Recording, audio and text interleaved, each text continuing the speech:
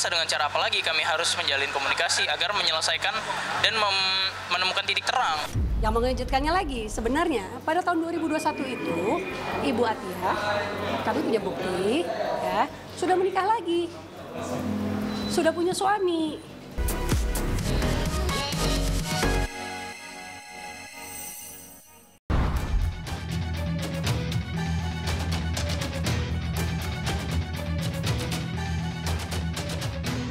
Ratna Sarumpait dilaporkan cucunya sendiri karena diduga kuasai warisan. Atika Hasiholan tak menyangka keponakannya tega laporkan ibunya.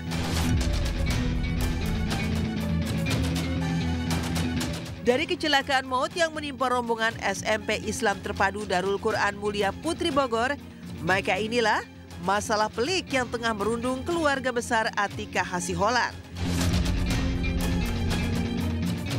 Setelah sang ibu Ratna Sarumpait dilaporkan oleh cucunya sendiri, Husin Kamal yang tidak lain adalah putra dari Muhammad Iqbal Al-Hadi, kakak kandung Atika, dengan sangkaan memonopoli dan penggelapan harta warisan sebagai pengampun. Dan kemarin Atika dipanggil ke Barreskrim Polri guna dimintai keterangannya sebagai saksi. Lantas apa kata Atika terkait pemeriksaan yang dijalaninya? Benarkah meski kasus ini merupakan kasus lama, namun istri Rio Dewanto ini tidak pernah menyangka jika sang keponakan tega melaporkan neneknya sendiri. Lalu apa kata Husin Kamal kepada tim silet yang merupakan keponakan Atika Hasiholan dan melaporkan neneknya sendiri Ratna Sarumpait? Saya pelapor di Barreskrim Polri terkait 375 KUHP dugaan penggelapan ya. Saya sendiri sebagai cucu dari Ibu Ratna, mulai dari tahun 2007 itu almarhum kakek saya ini meninggal dengan meninggalkan harta waris seperti itu. Lalu kemudian kondisi ayah saya ini tidak cakap hukum. Setelah kakek saya meninggal, kemudian meninggalkan harta waris kan itu terjadi di tahun 2008 ya. Jadi setahun kemudian setelah kakek saya almarhum, Ibu RS buru-buru mengajukan pengampuan di Pengadilan Negeri Jakarta Selatan, di mana pada saat itu kondisinya ibu saya ini sedang hamil adik saya yang paling kecil ya. Jadi dan ibu saya ini, Ibu RS ini memanfaatkan momen di mana ibu saya ini memang saat itu buta hukum, di mana Ibu RS mengajukan permohonan pengampuan di Pengadilan Negeri Jakarta Selatan tanpa seizin dan sepengetahuan kami. Awal mulanya ini adalah ibu saya memisahkan kakak saya dari ibunya. Oke, itu sama sekali tidak benar. Ya, dan kami punya bukti, kami punya saksi banyak kalau itu tidak benar. Ya, jadi yang terjadi adalah gini, Atia, ibu dari pelapor, ya, dia itu menggugat ke pengadilan negeri status ibu saya sebagai pengampu dari kakak saya secara diam-diam. Secara diam-diam dari pihak keluarga kami, bahkan dari suaminya.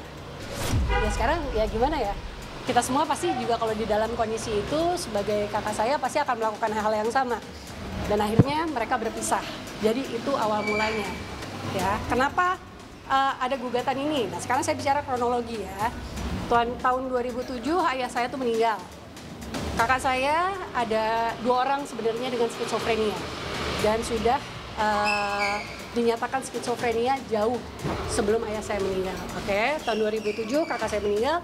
2008 karena ada urusan waris, ada 3 keluarga.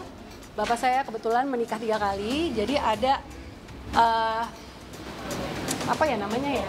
negosiasi yang alot lah pada saat itu antar keluarga. Maka pada tahun 2008 ibu saya mengajukan untuk menjadi wali. Nah itu pun mengajukan untuk menjadi wali dari kedua kakak saya, Muhammad Iqbal dan Ibrahim, itu atas musyawarah. Dia kan melaporkan penggelapan terhadap ibundanya Ibu Atika. Nah sekarang dia tinggal buktikan saja kalau dia memang mampu membuktikan. Cuman kan pada intinya klien kami itu yakin karena yang tahu persoalan itu kan Atika dan adik serta kakaknya. Sementara pelapor sendiri, klien kami meyakini diragukan gitu, mengerti persoalan apa enggak gitu kan. Makanya kita lihat saja proses hukumnya seperti apa. Terlepas dari laporan polisi yang dibuat sang keponakan, Atika menjelaskan jika pengelolaan harta warisan sang kakak dilakukan ibunya dan anggota keluarga yang lain, lantaran Iqbal, ayah dari Husin Kamal, memiliki riwayat sakit skizofrenia, sehingga diperlukan pendamping atau pengampu dalam pengelolaan hak warisannya. Keterangan ini sekaligus untuk menampik tudingan sang keponakan jika ayahnya disekap dan tak diperbolehkan bertemu dengan Husin. Lantas apa kata Atika terkait tudingan sang keponakan yang mengaku ia dan ibunya sempat mendapat ancaman dari pihak keluarga sang ayah? Lalu bagaimana dengan mobil yang ditarik pasca dari tangan Husin dan ibunya? Dikomunikasikan secara kekeluargaan tidak bisa. Lalu saya lewat kuasa hukum saya mensomasi sampai dengan 3 kali bahkan, itu juga tidak ada jawaban. Jadi kami sebenarnya walaupun agak berat ya jujur kalau buat aku, karena ini kan masalah keluarga juga, masuk ke dunia maya apalagi ke ranah hukum itu sangat mengganggu sebenarnya. Berat hati saya untuk membawa ini, cuman kami dengan terpaksa dengan cara apa lagi kami harus menjalin komunikasi agar menyelesaikan dan menemukan titik terang. Yang mengejutkannya lagi, sebenarnya pada tahun 2021 itu Ibu Atia, kami punya bukti, ya, sudah menikah lagi, sudah punya suami. Oke, dan kami duga entah tinggal, entah menggunakan fasilitas atas rumah yang dibeli oleh kakak saya untuk anak-anaknya. Nih, ini kan Kamal masih kecil ya, padahal ibunya tuh tahu persis. Kamal mungkin waktu itu masih 10 tahun, dia mana tahu apa-apa sih, ya kan? Pasti dia mendapatkan informasi. Oke, pada saat itu setelah dibelikan rumah, kakak saya beriktikat dibantu oleh ibu saya untuk membelikan mobil. Lengkap dong, ada rumah, ada mobil. Oke, tetapi karena waktu itu mau pakai nyicil, pakai kredit mobil. Kakak saya kan nggak bisa, ibu saya kenapa gitu waktu itu ya, mungkin karena usia atau apa saya lupa, akhirnya menggunakan nama saya, oke, untuk cicilan tersebut. Oke, saya kasihlah cicilan tersebut. Tapi kan sebulan atau berapa lama setelah itu masuk gugatan ini, kakak saya habis itu langsung pisah, dan mobil itu buat dia. Terus ngapain ada nama saya di situ? Akhirnya saya lapor untuk membatalkan. Ya of course dari pihaknya menarik. Begitu ayah saya sudah diambil, Tante Tika ini bilang ke ibu saya, tolong balikin mobil itu, karena mobil itu atas nama saya. Kalau mobil itu tidak dikembalikan, saya akan membuat laporan ke polisi saat itu ancamannya. Jadi mau nggak mau ya ibu saya balikin dari tahun segitu. Jadi memang saat ini sampai dengan saat ini nggak ada mobil di rumah kami. Ya syukur-syukur bisa dengan kekeluargaan, syukur-syukur ya kita lihat aja gitu.